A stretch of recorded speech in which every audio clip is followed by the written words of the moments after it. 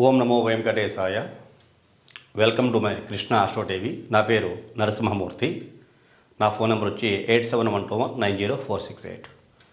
ఈనాటి కార్యక్రమంలో ముందుగా మీ అందరికీ కూడా 2024 మకర సంక్రాంతి పర్వదిన శుభాకాంక్షలు తెలియజేస్తూ ఈనాటి కార్యక్రమంలో ఈ రోజు నుండి మకర సంక్రాంతి పురుషుడు అంటే సూర్య భగవానుడు ధనుస్సు రాశిని వీడి ఉత్తరాషాఢ 2వ పాదంలోకి మకర రాశిలోకి ప్రవేశించి ఉత్తరాయణ పుణ్యకాలాన్ని ప్రారంభించినటువంటి రోజుగా చెప్పుకుంటూ ఉంటాం. అంటే ఈ రోజు నుంచి రవి ఊర్ధ్వ రాశుల్లో ప్రయాణం చేయబోతున్నాడు. మకర రాశి నుంచి మకర, కుంభమీన, మేష, వృషభ, మిథున, కర్కాటక రాశి. కర్కాటక రాశిలోకి వచ్చిన తర్వాత మళ్ళీ మనకి దక్షిణాన్ని ప్రారంభమవుతుంది. ఈ ఉత్తరాయణ పుణ్యకాలం అంతా కూడా మానవులకు అత్యధిక బలాన్ని ఇచ్చేటువంటి సనాతన సాంప్రదాయాన్ని అనుసరించి ఉపనయనాది క్రతువులు అలాగే దేవాలయాది ప్రతిష్టలు నిర్వహించుకునేటువంటి మహత్తర పర్వదినంగా చెప్పుకునేటువంటి రోజులు ఈ ఉత్తరాయణ పుణ్యకాలంలో మనకు కలుగుతూ ఉంటాయి. ఇత్యాది కార్యక్రమాలను మనం నిర్వహించుకుంటూ ఉంటాం. ప్రతిష్టలు, దేవాలయాల యొక్క ప్రతిష్టలు, ఉపనయనాది క్రతువులు, ఇంకా అనేక శుభ కార్యక్రమాలు చేసుకుంటూ ఉంటాం. ఇవన్నీ ప్రతి సంవత్సరం కూడా సహజంగా చేసుకునేవే. మరి ఈనాటి కార్యక్రమంలో ఈ మకర సంక్రాంతి పర్వదిన యొక్క శుభాకాంక్షలు మరొక్కసారి తెలియజేస్తూ ఈనాటి కార్యక్రమంలో ముందుగా రాజకీయం గురించి మాట్లాడుకుందాం. రాజకీయ రంగంలో చాలామంది అనేక రకాల వాగ్దానాలు చేస్తూ ఉంటారు. మేము ప్రజలకు ఇది చేస్తాం, అది చేస్తాం అని చెప్పేసి ఆ విషయాల గురించి మాట్లాడుకుందాం. ముందుగా మీకు ఇక్కడ రాస్తున్నాను నేను. రాజకీయంలో వాగ్దానాలు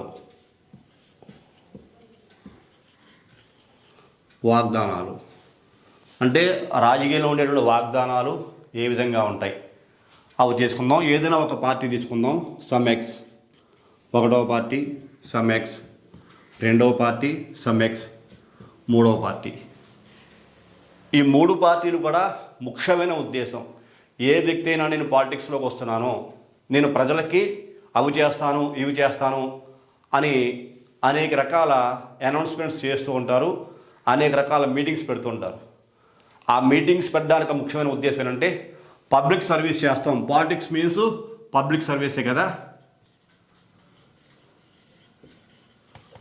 అంటే ఈ పబ్లిక్ సర్వీస్ చేసేటువంటి ఈ పాలిటిక్స్ ప్రతి ఒక్కరు కూడా మేము పబ్లిక్ సర్వీస్ చేస్తాం, మేము పబ్లిక్ సర్వీస్ చేస్తాం, మేము పబ్లిక్ సర్వీస్ చేస్తాం అనే పొలిటికల్ పార్టీలు ఏర్పడుతూ ఉంటాయి. ఆ యొక్క పబ్లిక్ సర్వీసు మేము చేయాలనే ఉద్దేశంతో ఈ పార్టీలను కూడా ముందుకు వస్తూ ఉంటాయి. వాటికి అనేక రకాల వాగ్దానాలు మీకు చెప్పాను కదా, వాగ్దానాలు అనేటువంటివి ఉంటూ ఉంటాయి.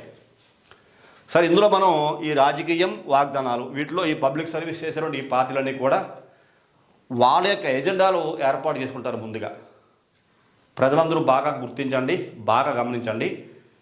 నాకు తెలుస్తున్న విషయాన్ని, నేను గ్రహించిన విషయాన్ని మీ అందరితోటి పంచుకుందామని నాకు అనిపించి నేను ఈ కార్యక్రమం చేయడం జరుగుతోంది. ఇది ఎవరినో కించపరచాలనో కాదు, మనల్ని మనం వేకప్ చేసుకోవాలి, మన సంపద మనం కాపాడుకోవాలి అనేటువంటి ఆలోచన నాకు ఒకానొక రోజు కలిగింది. సరే, ఈ కార్యక్రమం చేద్దాం, ప్రజలకి అర్థమయ్యే విధంగా చెబుదాం అనే ఉద్దేశంతో మాత్రమే ఈ కార్యక్రమం చేస్తున్నాను. ఇందులో ఏ రాజకీయ పార్టీతోటి నాకు సంబంధం లేదు, ఏ రాజకీయ పార్టీకి నేనేమి అనుచరుని కాదు, ఏ రాజకీయ పార్టీ కూడా నాకేమి ఎటువంటి ప్రోత్సాహకాలు కానీ నిరుత్సాహాలు కానీ ఏమి కల్పించలేదు. కాబట్టి నేను సొంతంగా ఆలోచించి ఈ విషయాలు మీకు తెలియజేద్దాం ఉద్దేశంతో మాత్రమే. నా ఆలోచన మీకు సబబు బాగుంది అనిపిస్తే మీ యొక్క అభిప్రాయాల్ని కామెంట్ల రూపంలో షేర్ చేయండి ప్రతి ఒక్కరు కూడా. ఇక్కడ ఒక రాజకీయ పార్టీ ఏం కాదు, ఏ రాజకీయ పార్టీ అయినా ఒకటే. మొత్తం మీద అజెండా ఏమిటో వాళ్ళకంటే ఒక అజెండా ఉంటుంది. పబ్లిక్ సర్వీస్ చేయడానికి మేము ఈ రకంగా మేము ఇన్ని రకాల సర్వీస్ చేస్తాం, అన్ని రకాల సర్వీస్ చేస్తామని. కానీ నాకు వచ్చిన ఒక సలహా, ఫస్ట్ వన్, ఇప్పుడు ఏదో ఒక రాజకీయ పార్టీ పేదలకి ఇళ్ళు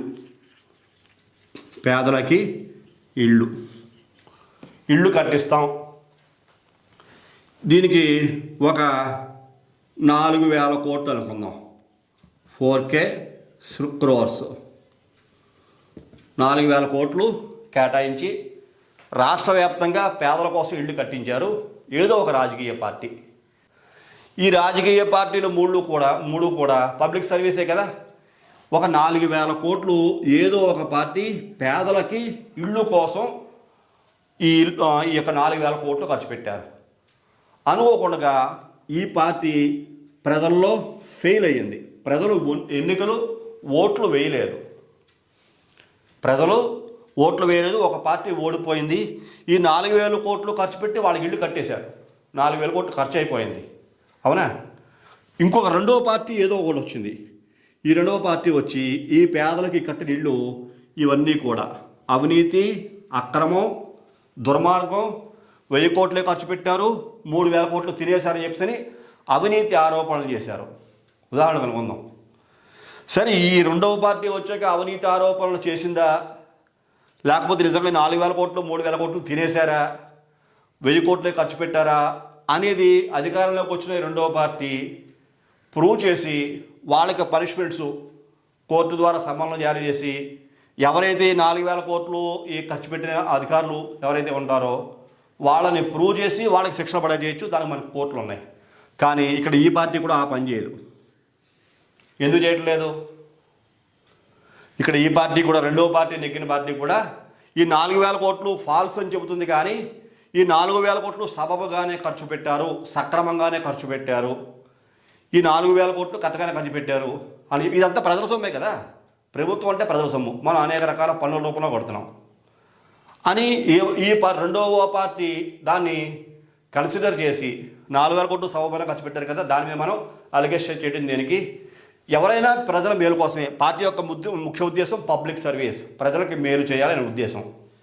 కాబట్టి ఈ 4,000 కోట్లు వృధా పోకుండా వీటినే ఇంప్లిమెంట్ చేసి పార్టీలకు పేర్లు పెట్టుకోవచ్చు, దానికే ఉంది. పబ్లిక్ ధనాన్ని వృధా చేయకూడదు. ఈ రెండవ పార్టీ ఈ 4,000 కోట్లు వృధా పోకుండా ప్రజలకి సద్వినియోగం చేయొచ్చు కదా, కానీ చేయట్లా. ఈ 4,000 కోట్లు గంగపాలు అయిపోయాయి. కానీ మన కష్టం, మనం కట్టేటువంటి పన్నులు మనం ప్రభుత్వాలకి అనేక రూపాల్లో చెల్లించాం. ట్యాక్సుల రూపంలో 1 కేజీ పంచదార కొన్నా దాని మీద ట్యాక్స్ ఉంది, గుర్తుంచుకోండి. 1 లీటర్ పెట్రోల్ కొంటే ట్యాక్స్ ఉంది, సెస్ ఉంది. ప్రతి ఈచ్ అండ్ ఎవ్రీ పైసా ప్రభుత్వానికి ఎలా వస్తుంది? ఈ రాష్ట్రంలో బతికే మనం, ఈ రాష్ట్రమే కదా, దేశవ్యాప్తంగా ఎక్కడైనా అంతే, బతికేటువంటి ప్రజలు అనేక రూపాలలో పన్నులు కడుతూ ఉంటారు. ఆ పన్నులే ఈ ప్రభుత్వానికి ఆదాయ వనరులు. కొన్నా పన్నే, అమ్మినా పన్నే, రెండింటికి ట్యాక్స్ కట్టాలి. కాబట్టి ఈ 4,000 కోట్లు వేస్ట్ అయిపోయి ఈ రెండోసారి అధికారంలోకి వచ్చే పార్టీ కానీ, ఇలా ఎలక్షన్స్ మూమెంట్లో అనేక రకాల వాగ్దానాలు చేసే పార్టీలు కానీ, గడిచిన పార్టీలు అనేక రకాల వాగ్దానాలు చేశాయి. ఆ ప్రభుత్వం ప్రజలకి మేలైన పనులు కనుక చేసి ఉండి అవి కరెక్ట్గా 100% సక్సెస్లో ఉంటే కనుక మేము వాటిని పాడు చేయం, వాటిని మేము సద్వినియోగం చేస్తాం, కొనసాగిస్తాం అని ఎవరు ఒక్క మాట చెప్పరు.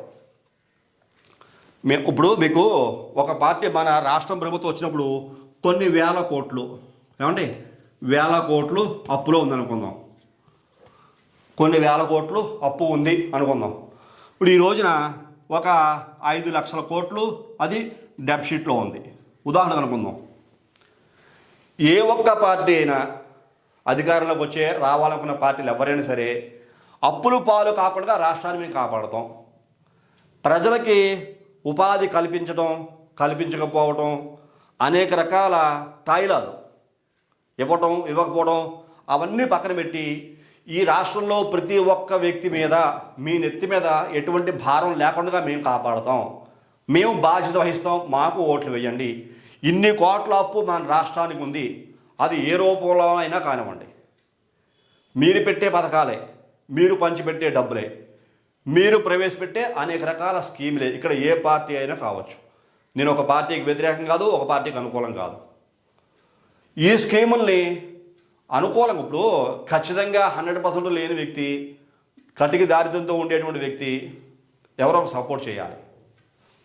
ఈ లక్షల కోట్ల అప్పు మేము మాఫీ చేస్తాము, దీనికోసం మేము ప్రయత్నం చేస్తాం, కష్టపడతాం అని చెప్పానండి. ఒక్క పార్టీ కూడా ఈ అప్పు గురించి మాట్లాడదు. ఎందుకోసం? ఆల్రెడీ ఒక 5 లక్షల కోట్లు మన రాష్ట్రంలో అప్పు ఉందనుకోండి, రేపు రాబోయే పార్టీ ఇంకా అనేక రకాల రూపాయలు అప్పులు చేసి 5 లక్షల కోట్లని కూడా 10 లక్షల కోట్లు చేయొచ్చు, 7 లక్షల కోట్లు చేయొచ్చు, 8 లక్షల కోట్లు అప్పు చేయొచ్చు. మళ్ళీ దాని ట్యాక్సుల రూపంలో మనమే కట్టాలి. కందిపప్పు కేజీ 120 ఉందనుకోండి, ఈ 5 లక్షల కోట్లు అప్పు ఏం చేస్తారు? కందిపప్పు మీద ఒక 5 రూపాయలు 6 రూపాయలు పెంచడం, పెట్రోల్ మీద కొద్దిగా పెంచడం, మనకు తెలియనివి కొన్ని ఉంటాయి. సెంట్రల్ గవర్నమెంట్ ద్వారా పన్నులు పెరగనివి లోపల రాష్ట్ర ప్రభుత్వం అధికారంలో ఉండి రాష్ట్ర ప్రభుత్వం యొక్క అధికారంలో ఆ వస్తువుల రేటు పెంచడం అనుకూలంగా ఉండేటువంటి కొన్ని ఉంటాయి, అవి పెంచుతారు వాళ్ళు. మనం చచ్చినా బతికినా వాటిని కట్టాల్సింది ఆ ట్యాక్సులు. మరి ప్రభుత్వంలోకి వస్తాం, అధికారం మాకు కావాలని అడిగే పార్టీ ఏ పార్టీ అయినా సరే ఈ అప్పులు మేము తీరుస్తాం. మనిషికి నెత్తి మీద 1 లక్ష రూపాయలు అప్పు ఉందనుకోండి, అప్పు మనమే కట్టాలి.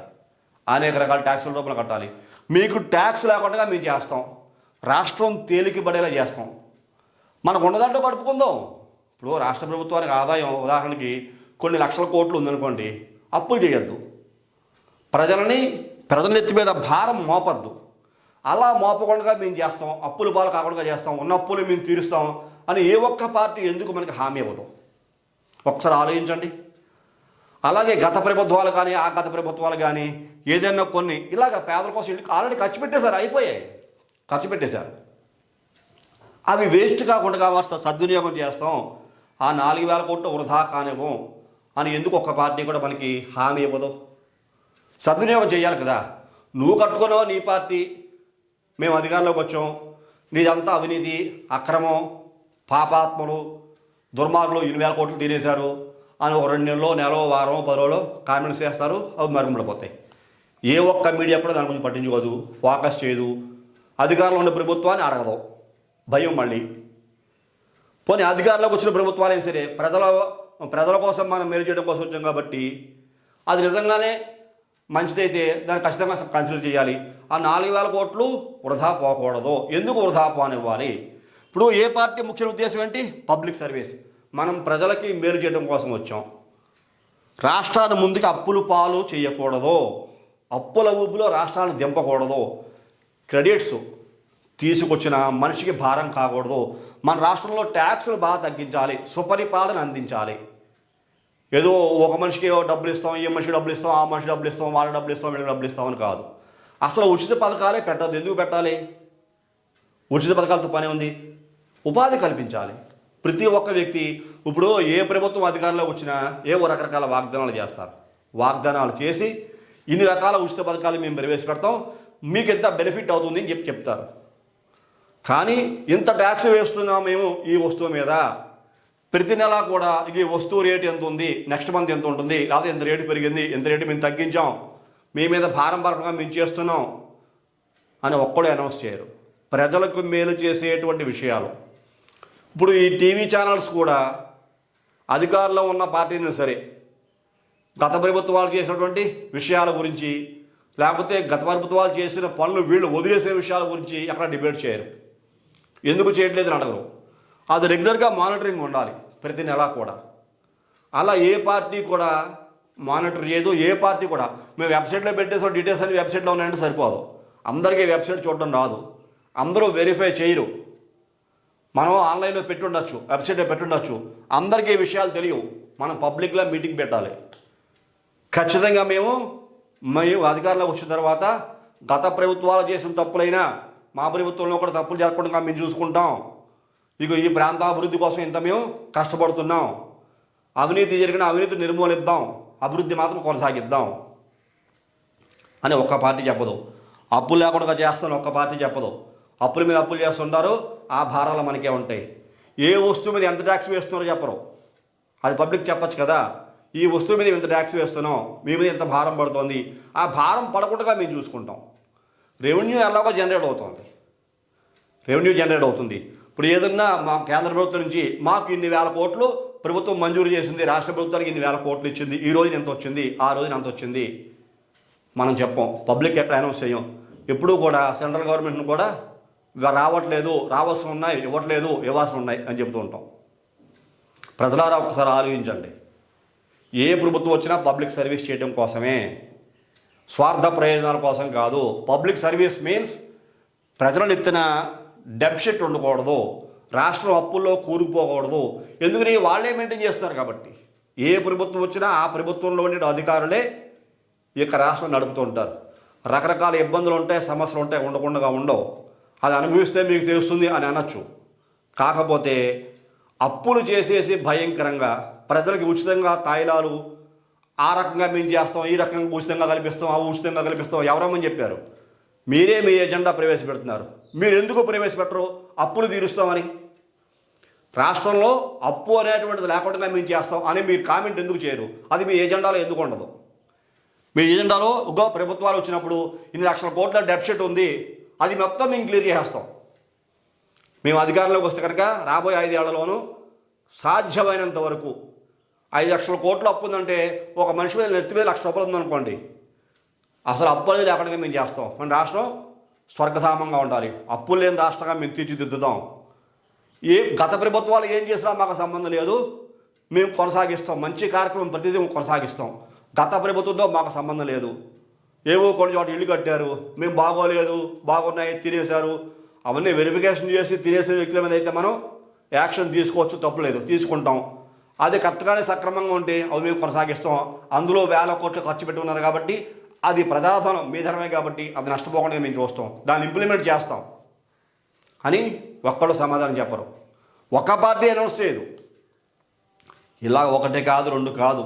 ఇప్పుడు కేంద్ర ప్రభుత్వం ఇంత ట్యాక్స్ ఇస్తోంది, ట్యాక్స్ బెనిఫిట్ ఎంత ఇస్తోంది, మన రాష్ట్రం ఇంత ట్యాక్స్ వేస్తున్నాం, మేము కేంద్ర ప్రభుత్వం ఇంత బెనిఫిట్ ఇస్తుంటే మేము ఎంత ట్యాక్స్ వేస్తున్నాము, ఆ ట్యాక్స్ మేము తగ్గిస్తాం, మనకున్న దాంట్లో పొదుపుగా బతుకుదాం, తక్కువలో బతుకుదాం, ఉన్న దాంట్లో బతుకుదాం. ఎందుకే మాట్లాడుతున్నానంటే ఒక కుటుంబ వ్యవస్థ ఎలా ఉంటుందో రాష్ట్ర ఆర్థిక అభివృద్ధిని అలాగే ఉంటుంది. 1000 రూపాయలు సంపాదించే వ్యక్తి 1000 రూపాయల ఆలోచనలే ఉంటాయి. 10,000 సంపాదిస్తే 10,000 తగ్గట్టుగానే పరిస్థితి ఉంటుంది. 1,00,000 రూపాయలు సంపాదిస్తే 1,00,000 రూపాయలు తగ్గట్టుగానే ఉంటుంది. ఇక్కడ 1000 రూపాయలు సంపాదించే వ్యక్తికే కొన్ని పథకాలు అవసరం. అట్టడుగు కడు నిరుపేద నీడీ పీపుల్ ఉంటారు. వాళ్ళకి ఇక నెలకు 1000, 2,000, 3,000 మనం ఇవ్వడం తప్పులేదు. ప్రభుత్వం అనేటువంటిది సహాయ సహకారాలు చేయాలి. కానీ ఉన్న వ్యక్తులకి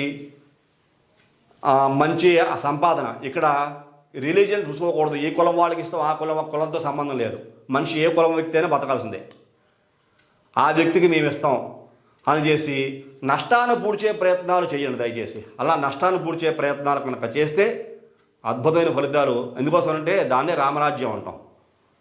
మనకి ఈ యొక్క అయోధ్యలో రాముని యొక్క ప్రతిష్ట కార్యక్రమాలు జరగబోతున్నాయి.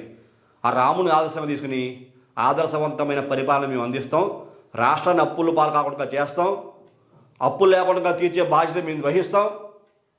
5 సంవత్సరాల తర్వాత ఇదిగో 2 లక్షల కోట్ల అప్పు ఉండేది, మీ ప్రూఫ్ ఉంటుంది.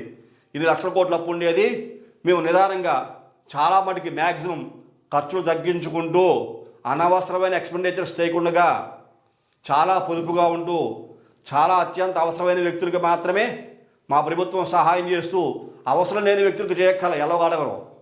అది కూడా ప్రూఫ్ అండ్ ఎవిడెన్స్. ఇదిగో ఈ నెల ఈ రాష్ట్రంలో, ఇదిగో ఈ జిల్లాలో, ఈ తాలూకాలో, ఈ మండలంలో, ఈ గ్రామంలో ఇంతమంది ఉపాధి పొందుతున్నారు, మనం క్లియర్గా చెప్పచ్చు, అనౌన్స్ చేయొచ్చు. వాళ్ళకి ఎంతమంది అంటే తెలిసిపోతుంది కదా.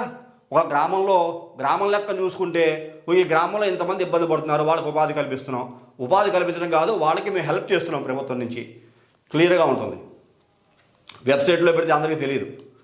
తెలుసున్నవాడు మాత్రమే వెబ్సైట్ని పూర్తిగా వెరిఫై చేస్తాడు. తెలియనివాడు వెబ్సైట్ అంటే ఏంటో కూడా తెలియదు. అది ఓపెన్ చేయడం చేత కాదు ఇప్పటికీ చాలామందికి. దయచేసి ఇది ఎవరినే క్రిటిసైజ్ చేయడం కాదు, చెప్పాల్సిన విషయాలు చాలా అనేకం ఉన్నాయి. ఇది ఎగ్జాంపుల్, 1-2 విషయాలు చెప్పాను అంతే. అప్పుల గురించిను, ఈ యొక్క ఇళ్ళు కడితే కనుక మళ్ళీ వేరే ప్రభుత్వం వచ్చినప్పుడు ఆ ఇళ్ళు కూల్చేసి లేకపోతే ఆ ఇళ్ళు వదిలిపెట్టేసి మళ్ళీ కొత్త స్థలంలో కొత్తగా ప్రాజెక్టు మొదలుపెట్టడం, ఈ 4,000 కోట్లు 10,000 ఖర్చు పెట్టిన డబ్బు అంతా కూడా నాశనం అయిపోతుంది, చెత్త కుప్పలోకి వెళ్ళిపోతుంది. అలా చేయొద్దు, నిలబెట్టండి. ఇలాంటి వాగ్దానాలు మాకు కావాలి. మీరు చేసేటువంటి వాగ్దానాలు రేపు పొద్దున ప్రభుత్వం అధికారంలోకి రాబోయేటువంటి పార్టీ ఎవరైనా సరే, ఏ వ్యక్తి ఏ పార్టీకి అధికారం అప్పచెప్పినా సరే ఆ వ్యక్తి ఇలాంటి వాగ్దానాలు చేస్తే మేమందరం సంతోషపడతాం. మాకందరికీ అలాంటి ప్రభుత్వమే కావాలని నేనైతే కోరుకున్నాను. ప్రత్యేకంగా నాకైతే అలాగే ఉండాలి. మీరు ఇచ్చే వాగ్దానాలు ఉచితాలు మాకు అవసరం లేదు, అసలు ఏమీ వద్దు. నీడీ పీపుల్ ఖచ్చితంగా ఉంటారు, వాళ్ళకి ఇవ్వాలి, మనం కూడా సపోర్ట్ చేయాలి. 100% నీడీ పీపుల్ ఉంటారు. ఎవరికైతే అత్యంత అవసరం ఉంటుందో వాళ్ళకి 100% సపోర్ట్ చేయాలి. మనం అవసరం లేని వ్యక్తులకి సహాయం చేయాల్సిన అవసరం లేదు. ట్యాక్సులు తగ్గించే ప్రయత్నం చేయాలి, అప్పులు లేకుండా చేయాలి. భారరహిత రాష్ట్ర ప్రభుత్వం కావాలి మనకి. భారం లేని ప్రభుత్వం ఏ ఒక్క వ్యక్తి మీద. ఎందుకోసం అంటే వీళ్ళు 5 లక్షల కోట్లు అప్పులు చేశారు, ఇంకో ప్రభుత్వం కొత్తగా ప్రభుత్వం ఇంకోటి ఏర్పడుతుంది, 5 లక్షల కోట్ల మీద ఇంకో బాండ్లో ఇంకోటి వేరే సృష్టించుకుని లేకపోతే ఏ సైడ్స్ ఏవో తాకట్టు పెట్టి 5 కాస్త 8 లక్షల కోట్లు అవుతుంది. అది మనమే ట్యాక్సుల లోపల కట్టాలి. ఎలా కట్టాలి చెప్పారు కదా, 10 రూపాయలు కట్టాల్సిన ట్యాక్స్ ఇంకో 15 రూపాయలు చేస్తారు. ఇంటి పన్ను ఇప్పుడు మనం 4,000 5,000 కడుతాం ఉదాహరణకి, నెక్స్ట్ ఇయర్ డెఫిసిట్ ఎంత ఉంది మనకి, ఆ ఇంటి పన్ను పెంచండి, ఒకసారిగా 10,000 పెంచరు, ఓ 400 పెంచుతారు. అయ్యో మనం 4,000 కదా రేటు వచ్చింది, 500 పెరిగిందా, రేట్లు పెరిగాయి కదా పెరిగాకుండా ఉంటాయి. మరి మనిషికి ఒక ఇంటికి 500 చొప్పున పెరిగింది అనుకోండి, అప్పుడు పరిస్థితి ఏంటి? అలాగా ఈ మైనస్ పాయింట్ వాళ్ళు పూడ్చుకుంటూ తప్పించేసి ట్యాక్సుల రూపంలో వసూలు చేస్తారు, కానీ ఎక్కడ ఈ మైనస్ లోటును భర్తీ చేయరు. లోటును భర్తీ చేసేటువంటి ప్లానింగ్స్ ప్రభుత్వాలు చేయాలి, అది పబ్లిక్ చెప్పాలి. 5 లక్షల కోట్లు మేము అప్పు తీర్చే కెపాసిటీ మా దగ్గర ఉంది, ఈ రకమైన ప్లానింగ్ మాకు ఉంది, ఆ ప్లానింగ్ ద్వారా మేము అప్పులు తీర్చుదాం అనుకుంటున్నాం. మాకు ఓటేస్తే మా ప్రభుత్వం అధికారంలోకి వస్తే కనుక ఏ ఒక్క వ్యక్తి కూడా ఇలాగా రాష్ట్ర ప్రభుత్వ అప్పులో బాధపడాల్సిన అవసరం లేకుండా మేము చేస్తాం. దానికి దగ్గర ప్రణాళిక మా దగ్గర ఉంది, ఇదిగో మా ప్రణాళిక ఈ రకంగా ఉంది చెప్పచ్చు, తప్పలేదు. ప్రజలు ఖచ్చితంగా నమ్ముతారు. అలా చేసి చూపించాలి. అలా ఏదైనా సరే గత ప్రభుత్వం వెళ్ళిపోయిన ప్రభుత్వం ఇదిగో ఈ రకంగా మనకి అనేక రకాల పథకాలు ప్రవేశపెట్టింది, అది నిజంగా ప్రజలకు ఉపయోగపడే పథకాలు కనుకుంటే మేము కొనసాగిస్తాం. ఆ ప్రభుత్వం ప్రవేశపెట్టినా ఆ పథకాలు మేము మాత్రం కట్ చేయం. అది నిజంగా ప్రజలకి 100% ఉపయోగపడే పథకాలు కనుక అయితే మేము 100% కొనసాగిస్తామే. కానీ ఆ పథకాలు మా పార్టీకి అధికారంలోకి వచ్చిన తర్వాత వాడోడే పెట్టవేంటి, మేము చేయటువంటి అనేటువంటి పోకడಗಳಿಗೆ పోం. మేము చెప్పండి ఏ పార్టీ నేనా, ఆ పార్టీ చెప్పదు. ఒక్కరు కూడా అనౌన్స్ చేయరు. అలాగా ప్రెస్టేజ్ ఇష్యూస్. మళ్ళీ చేసేది పబ్లిక్ సర్వీస్. మేము పబ్లిక్ సర్వీస్ చేస్తాం, మాకు ఓట్లు వేయండి. ప్రజలారా ఆలోచించండి. ప్రతి ఒక్క వ్యక్తి కూడా మనకి భారరహిత ప్రభుత్వం కావాలి. మన నెత్తిన అనేక రకాల పిడుగుల్లాంటి ట్యాక్సులు, కరెంటు బిల్లు కడితే ఒక రకమైన ట్యాక్సు, ఇన్ని యూనిట్లు వాడితే ఒక రకమైన ట్యాక్సు, ఇన్ని యూనిట్ల వరకే పరిమితం. ఎలా కుదురుతుంది ఒక మనిషి అన్నాక? ఒక మనిషి బతుకుతున్నప్పుడు ఒకసారి ఎక్కువ ఉంటాయి, ఒకసారి తక్కువ ఉంటాయి. ప్రతి నెల ఎక్కువ వాడరు, ప్రతి నెల తక్కువ వాడరు. అలా అవసరాన్ని బట్టి ఏ వ్యక్తి అయినా వాడుకుంటూ ఉంటాం. కాబట్టి దయచేసి తప్పుగా అర్థం చేసుకోకూడదు. ఒక వ్యక్తిని ఒక పార్టీని కించపరచట్లేదు. కాకపోతే ఇలాంటి ప్రభుత్వం వస్తే బాగుంటుంది అని నా ఆలోచన మీకు నచ్చితే, నేను 2 విషయాలే చాలా విషయాలు నా మైండ్లో ఉన్నాయి, అన్నీ ఎక్స్పోజ్ చేయడం దేనికిలే. 2 విషయాల గురించి పబ్లిక్గా అర్థమవుతుందో, అసలు మీ రియాక్షన్ ఎలా ఉంటుందో చూద్దామనే ఉద్దేశంతో నేను ఈ కార్యక్రమం చేయడం జరుగుతుంది. ఈ కార్యక్రమం నచ్చితే ప్రతి ఒక్కరు లైక్ చేయండి, షేర్ చేయండి, సబ్స్క్రైబ్ చేయండి. సబ్స్క్రైబ్ చేసిన పక్కన ఉన్నటువంటి బెల్ ఐకాన్ మాత్రం ప్రెస్ చేయడం మర్చిపోకండి. తదుపరి వచ్చే కార్యక్రమంలో మరిన్ని ఆసక్తికర విషయాలు తెలియజేసుకుందాం. అంతవరకు సెలవు, నమస్కారం.